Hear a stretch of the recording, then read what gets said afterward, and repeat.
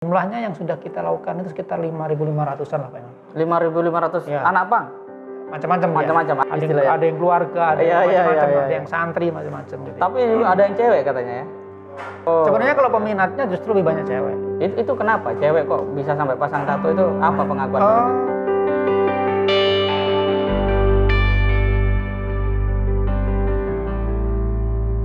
Assalamualaikum warahmatullahi wabarakatuh. Pemirsa BMH TV dimanapun berada, alhamdulillah kembali kita menyapa, berbincang untuk menghadirkan inspirasi, kebaikan, dan sinergi. Pada kesempatan ini saya ditemani oleh Direktur IMS Islamic Medical Service, yaitu Mas Imron Faizin. Apa kabar Mas Imron? Alhamdulillah. Alhamdulillah, luar biasa. Ini kata yang pertama sudah luar biasa. Apa yang sebenarnya dilihat di dalam realitas ini sehingga nampaknya kita harus punya semangat yang luar biasa. Seperti apa itu Mas Imron? Iya, intinya kan kita harus selalu memberikan warna ya. Kita harus senantiasa kehadiran kita itu senantiasa memberikan tidak hanya sekedar manfaat, tapi bagaimana manfaat itu kemudian berkembang dan disitulah kemudian itu keberkahan. Oh, Masya Allah. Jadi itulah makna luar biasa. Dan IMS ini merupakan sebuah lembaga yang bergerak ya di bidang kesehatan, kemanusiaan, dan sosial gitu. Dan ini IMS telah melakukan banyak sekali program di seluruh Indonesia. Qadarullah ya, bahwa pandemi terjadi, dan jika misalnya pandemi itu tidak terjadi, maka Roadshow Sumatera itu akan berlangsung menjadi agenda kesekian dari IMS di tahun 2020. Dan sebelumnya IMS ini sudah banyak melakukan roadshow, melayani apa istilahnya, anak pang atau anak preman, apa istilahnya ya, untuk mereka menyempurnakan hijrahnya. Seperti kaos dari Mas Imran itu hijrah, bagaimana mereka kembali ya membersihkan tato mereka untuk kemudian menjadi penyempurna hijrah mereka di dalam beragama. Dan pada kesempatan ini kita akan coba banyak berbincang pada Mas Imron ini terkait dengan IMS. Apa sih IMS dan kenapa didirikan IMS itu? Oke, bismillah. Pertama, saya ucapkan terima kasih kepada Mas Imam dan teman-teman semuanya atas silaturahim yang dilakukan ini. Ya, IMS sendiri merupakan kepanjangan dari Islamic Medical Service. Kita merupakan lembaga sosial kemanusiaan yang bergerak di bidang kesehatan. Kehadiran kita memang mencoba menjawab atau memenuhi harapan daripada masyarakat yang memang sampai detik ini permasalahan kesehatan itu masih menjadi sumber utama lah ya di tengah masyarakat ya, terkait layanannya, terkait kemudian sumber dana dan sebagainya yang menjadi permasalahan yang ada. Jadi kita hadir untuk bisa memberikan layanan secara maksimal di masyarakat untuk bagaimana IMS ini ya tidak hanya sekedar kemudian memberikan layanan, juga menjadi salah satu sarana dakwah lah seperti itu, sarana dakwah melalui kesehatan. Ya, ini kan biasanya orang kalau bicara kesehatan sudah jelas lah, itu gambarannya itu biaya yang besar itu kan.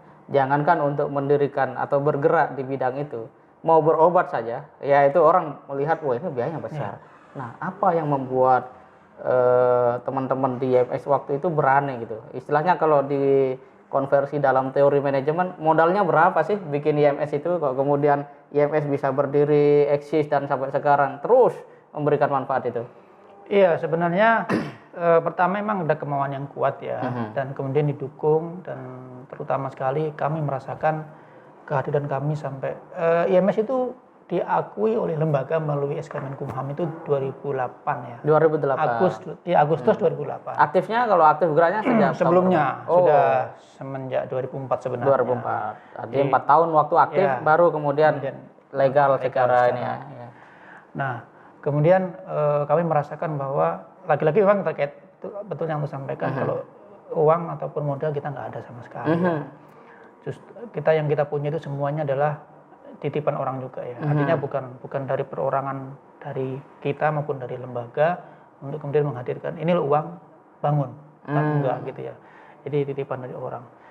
Yang kami rasakan sampai kemudian detik ini kita masih ada, masih dirasakan manfaatnya oleh umat atau oleh masyarakat adalah doa. Doa dari teman-teman semua, dari para asatid yang kemudian itu yang saya atau kita semua yakini itu kalau tidak dengan itu mungkin kita akan berat sekali. Masya Allah. Gitu. Jadi di balik uang yang nyata ternyata ada yang lebih nyata ya, itu doa ya, luar biasa. Nanti sistem penjelasnya bisa dialog dan silaturahim dengan Mas Imam nih. Bagaimana doa itu bekerja gitu ya, bekerja lebih nyata, lebih hebat dari sekedar bayangan dan memang realitas umumnya orang menganggap kalau nggak ada uang kan nggak bisa kan gitu ya, gitu. Nah ternyata niat yang kuat, kemudian usaha yang sungguh-sungguh.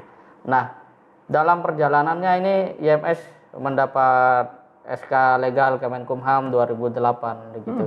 Berarti tentu ada spirit baru dong, karena sudah menjadi istilahnya diakui nih secara legal. Waktu itu perkembangan apa saja yang telah dicapai dari 2008 sampai 2020 ini? Iya. Jadi sebelumnya kita memulaikan dulu berdampingan dengan kantor BMA ya di Kalimalang gitu ya. Kemudian kita punya keinginan ya, punya obsesi untuk masa sih di sini terus. Gitu ya. Suatu saat kita ketemu dengan salah satu mitra ya untuk kebetulan beliau dokter, anaknya dokter. Ya, anaknya dokter, kemudian punya tempat, suruh kita udah praktek aja dulu situ kalau ada dokternya. Gitu ya. Kebetulan pembina kita adalah dokter, sehingga untuk memanfaatkan itu. Nah, di sisi itu ya ketika memulai dari situ maksudnya di tempat itu, kemudian kita berkegiatan. Jadi walaupun tidak ada pasien, nah dalam sebulan tuh minimal sekali kita melakukan edukasi. Itulah mungkin program pertama yang kita telurkan, namanya GPS. GPS itu Gerakan Peduli Sehat.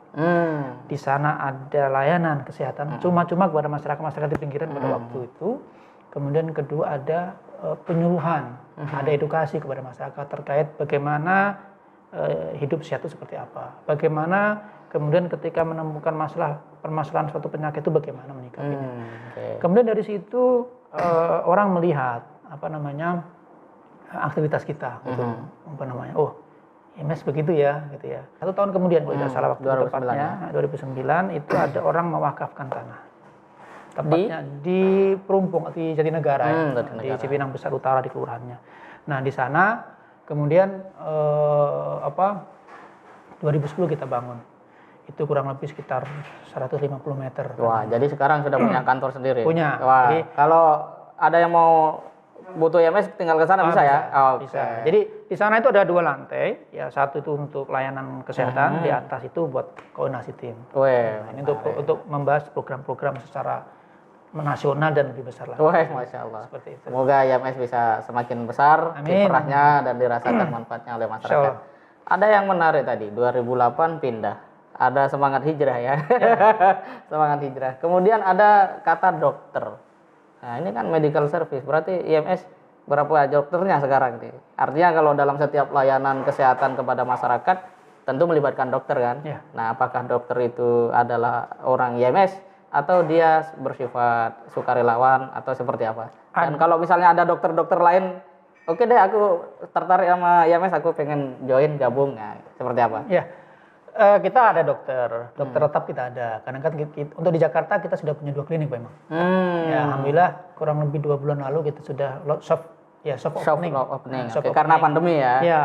Kita memberanikan diri untuk kemudian buka itu di Condet. Yang satu lagi? Satu lagi yang tadi Jatinegara. Jatinegara, Perumpung tadi. Ya, di Perumpung tadi kita ada 2 ada 2 cabang klinik. Ya, itu dokternya ada ya. Kalau ya sekitar 20-an orang. Namun kalau misalnya ada mitra, kita pernah suatu waktu melakukan kegiatan berapa butuhnya dokter kita siap.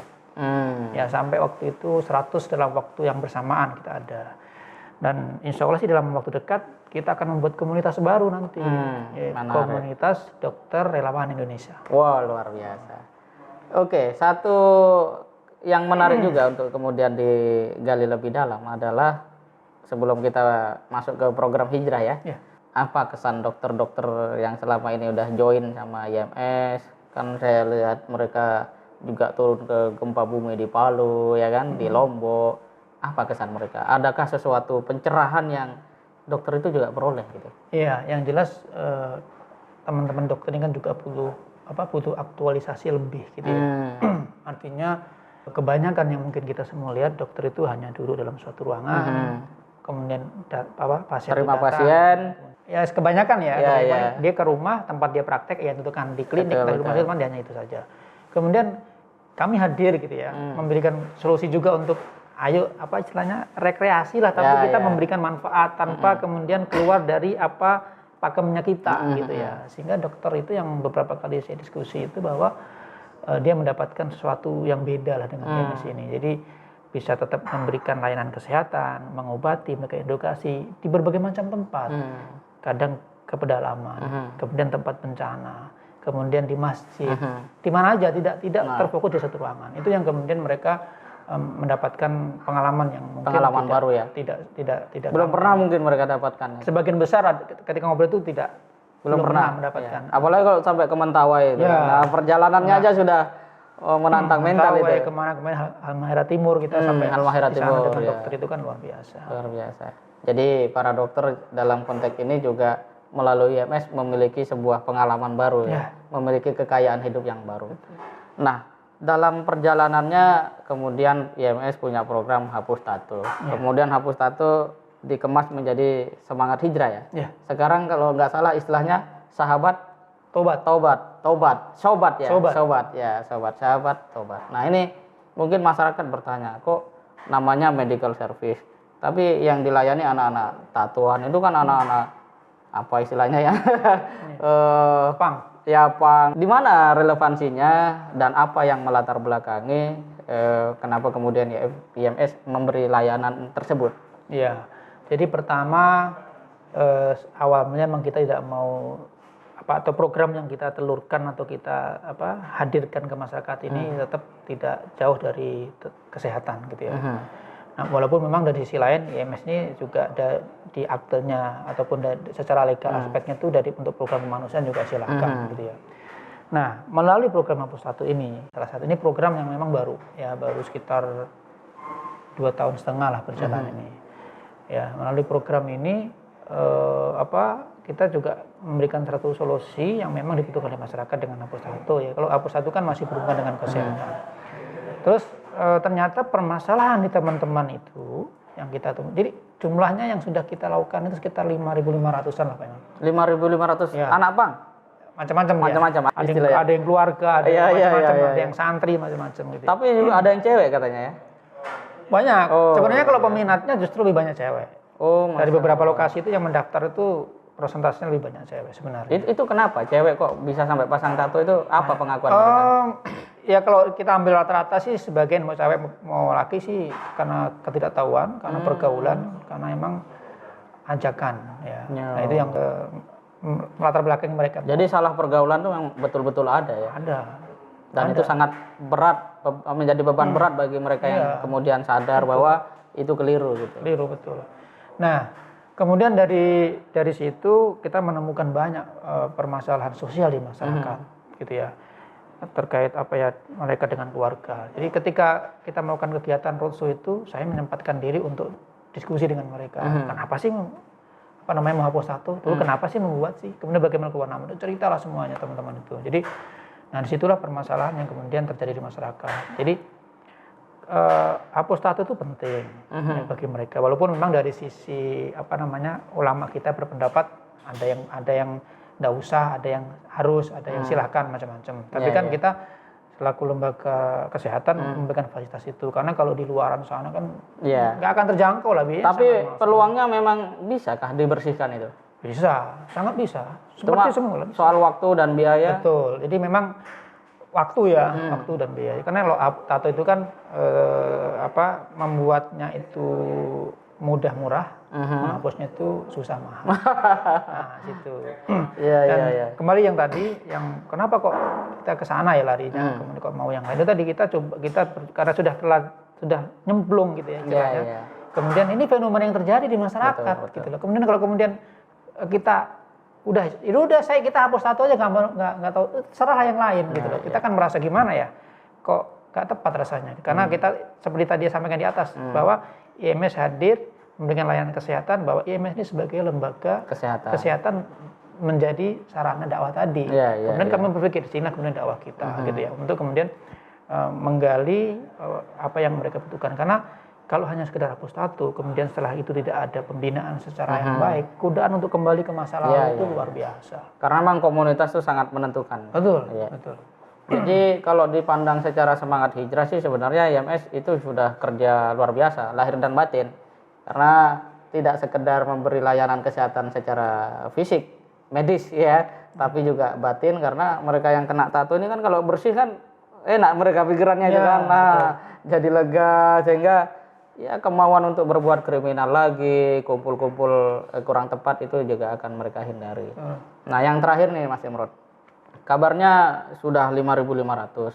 Nah ada nggak usaha dari IMS untuk kemudian mendokumentasikan menjadi sebuah literasi gitu ya, seperti buku dari kisah-kisah mereka, sehingga ini bisa menjadi referensi keluarga Indonesia, terutama yang mereka punya anak remaja, sehingga ada pegangan nih langsung nih dari mereka yang punya tato. Kan kalau orang yang belum pernah kena tato ngelihat orang tatoan tuh, woi keren banget, wajahnya jadi sangar gitu kan. Walaupun ternyata ketika mereka pasang itu nggak sangar juga kan gitu. Banyak kemudian cerita seperti itu. Justru beban yang kemudian timbul. Nah mungkin IMS mungkin dalam konteks untuk menyentuh masyarakat lebih luas, adakah rencana seperti itu atau justru memang sudah dipersiapkan? Iya. Jadi setiap kita keliling, ya, keliling kemudian ketemu dengan teman-teman peserta lah ya, dengan latar belakang macam-macam itu kan, yang kan ada yang masih pengangguran, ada yang ibu rumah tangga, bahkan ada yang TNI Polri Pak. Kemudian ada juga yang sudah ustadz, ada yang sudah menjadi imam masjid. Sekarang itu ada yang sudah ustadz tapi masih ada tato. Masih ada. BJ luar biasa. Nah, itu apa namanya? Itu tadi saya sampaikan, kita sering diskusi dengan mereka, sharing lah. Sambil menunggu antrian itu kita ngobrol gitu ya. Sambil ngopi ya? Ya, ngobrol dengan mereka gitu kan. Nah, itu ceritanya mereka itu kita tulis. Ya, kita tulis, kita susun. Dan yang jelas kan, kita kan tidak hanya di masyarakat umum ya. Kita sudah ke lapas itu, Gunung Sindur, kemudian di Bogor itu, di Bogor kota itu ada di lapas juga itu.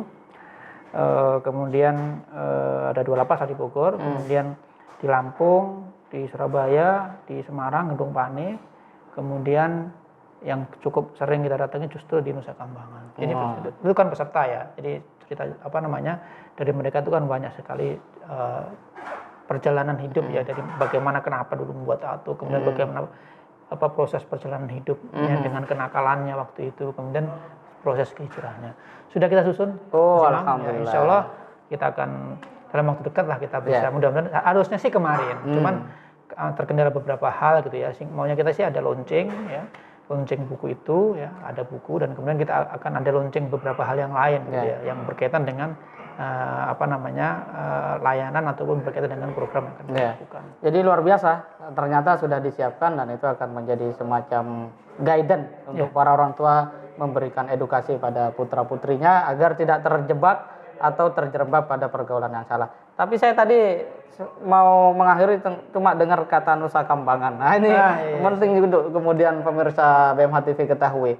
Nusa Kambangan tuh serem loh bagi orang gitu kan. Yang masuk ke sana itu apa gitu loh. Apa keseremannya sejauh mana, kemudian adakah ya istilahnya titik balik cahaya-cahaya yang ingin hadir. Artinya kalau lepas dari Nusa Kambangan, para penghuni lapas itu ingin menjadi manusia yang seutuhnya seperti itu, bagaimana itu IMS selama ini melihat? Iya, yang jelas kan pertama kita sudah 8 kali Pak sana. Ke Nusa Kambangan? Nusa Kambangan 8 kali. Saya secara pribadi 8 kali, untuk kegiatan itu sekitar 3 kali. Nggak serem-serem orangnya? Ya, serem lah. Kan kasus-kasus berat ya, kalau nggak salah di sana itu kasus berat. Jadi IMS itu sudah menundukkan orang-orang kelas berat berarti? Lebih tepatnya apa ya, kita dianggap keluarga lah. Jadi keluarganya orang kelas berat ya? Jadi mereka ini kan kebanyakan apa ya, sebagian besar ya, tidak semua, itu tidak diakui oleh keluarganya. Tidak kemudian apa namanya dijenguk oleh keluarganya. Kemudian kitanya bukan siapa-siapa, datang memberikan layanan, bahkan kita sering ke sana itu tidak hanya hapus tato, memberikan sesuatu apa yang bermanfaat. Contohnya Al-Quran, kemudian baju koko untuk sholat, kemudian ya makanan pastilah kita bawa. Dan makanan-makanan itu yang mereka belum sekian tahun tidak dirasakan. Gitu. Nah, dia merasa keluarga saya aja nggak begini. Gitu. Nah, kemudian kalau bagi teman-teman yang mau ke sana, pengen tahu bagaimana suasananya, ya bolehlah nanti sama-sama dengan IMS. Ada yang ketakutan nggak tim kru IMS waktu itu? Karena pertama kali sih tetap ya ada ketegangan kan, suasananya juga memang lain ya. Naik kapal kemudian masuk dalam suatu pulau, kemudian pulau itu ya suasananya sudah memang agak bukan si mencekam sih enggak ya. Kalau ya ke pulau terus kemudian ya mungkin karena image-nya selama ini ya mungkin dari situ. Pertama-tama sih kita agak perasaan deg-degan sih ada, tapi setelah itu kan biasa saja. Yang jelas ternyata baik-baik juga ya. Baik-baik juga. Dan alhamdulillah sih IMS kan mendapatkan kepercayaan itu. Jadi ketika kita ke sana diberikan kemudahan lah. Jadi teman-teman mau ikut nanti ada ke sana, tapi kita membuat program yang memberikan manfaat untuk yang ada di sana. Nah, sebagian besar sih memang yang kita ketemui itu ada sih beberapa yang hukuman 15 tahun, 20 tahun ada, tapi sebagian besar kan hukuman mati sama seumur hidup. Ada ya waktu itu ketemu? Ada. Apa perasaan mereka? Ya karena mereka ini yang sudah kita ketemu ini kan sudah mendapatkan proses pembinaan yang baik ya oleh pihak lapas, sehingga mereka sudah tenang dan siap dalam hal ini. Bahkan ada beberapa Pak Imam yang sudah selesai hafalan Qur'annya. 30 juz. Orang di Nusa Kambangan? Masya Allah. Ada yang kemudian dulunya takut dikena Al-Quran, mau sholat bagaimana, kemudian sudah hafal 2 juz ada. Yang terkadang buat masa kita menghafal nunggu di penjara. Nah ini yang menjadi poin untuk jangan deh kalau bisa gitu. Nah kemudian ada beberapa yang sudah keluar. Sudah bebas. Sudah masa karena mungkin dia mendapatkan remisi juga dan kemudian baik. Rata-rata yang kita ketemui yang kan di Nusa Kambangan itu kan ada sekitar 8 lapas sekarang yang baru diresmikan kemarin. Itu tidak semua bisa kita datangi. Nah itu kan ada. Berarti yang sifatnya sudah relatif ini akan baik itu. Jadi kan ada yang high crash, yang crash, kemudian yang agak medium, yang bisa kamu yang kemarin kan medium. Medium, walaupun medium tapi kan dibandingkan lapas yang lain masih lebih tinggi. Gitu. Pokoknya masuk Nusa Kambangan itu udah luar biasa lah. Nah itu ada beberapa yang keluar, kemudian laporan ke kita, kemudian untuk program apostatonya kita lanjutkan di klinik. Itu sudah berlangsung, dan kami sampai tadi sebelum kesini sambil di jalan masih koordinasi dengan pihak lapas, karena kita juga sering diminta untuk program-program yang lain untuk kajian segala macam. Tadi itu untuk besok itu ada kajian online untuk kita mencarikan narasumbernya siapa. Jadi komunikasi dengan beberapa lapas dan dengan Ditjenpas kita juga cukup baik terkait. Kita kan harus melaporkan ke Kemenkumham. Wah luar biasa. Jadi IMS ini bagusnya punya tagline IMS sehat lahir dan batin ya. Luar biasa.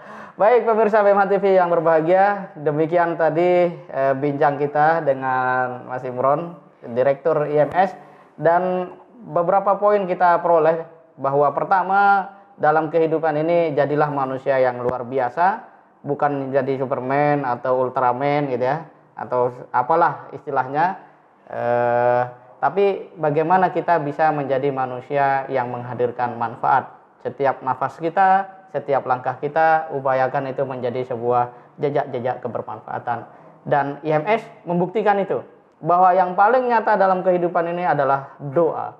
Doa yang menyelimuti rangkaian niat, ikhtiar, upaya keras ya, dan pikiran keras untuk bisa menghadirkan manfaat.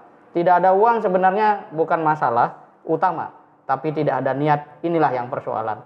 Tidak ada orang sebenarnya bukan masalah utama, tapi tidak ada doa, inilah yang menjadi persoalan mengapa banyak kehidupan umat manusia seperti bertemu dengan jalan buntu. Padahal dengan doa banyak hal yang bisa disolusikan. Kemudian kita juga bisa melihat bahwa secara realitas masyarakat kita, remaja kita, pemuda kita adalah kelompok atau komunitas masyarakat yang sangat rentan dengan dunia-dunia yang justru menjadikan mereka menyesal di masa berikutnya. Maka penting bagi kita semua bergerak bersama IMS yang terus bergerilya datang ke sudut-sudut kota, datang ke tengah kota, bahkan ke pedalaman, ke tempat-tempat bencana, memberikan sebuah asa untuk menjadi orang yang punya semangat hijrah. Tapi tato itu insya Allah bisa dibersihkan dengan IMS dan teknologinya ada. Yang penting sabar, terus komunikasi, ikhtiar. Dan yang tidak kalah penting bahwa program kesehatan sebenarnya tidak sebatas medis tapi juga batin, bersifat spiritual. Dan tadi disebutkan bahwa mereka yang sebagian terjerembab pada ketidakbenaran, pada perilaku hidup yang gelap, itu bermula dari persoalan-persoalan keluarga, ya tidak sehatnya komunikasi mungkin, kemudian spiritualitas yang tidak dibangun di dalam rumah tangga, menjadikan satu dengan yang lain itu menjadi tidak bisa sinkron. Nah, inilah yang menjadi sebuah pandangan realitas di mana IMS telah menangkapnya, dan sudah saatnya lah tentu kita bersama-sama bersama IMS, BMH bekerja sama, sinergi, hadirkan manfaat yang lebih besar. Pada prinsipnya, mari menjadi manusia luar biasa tadi, sehat lahir dan batin, sinergi dunia dan akhirat. Terima kasih. Assalamualaikum warahmatullahi wabarakatuh.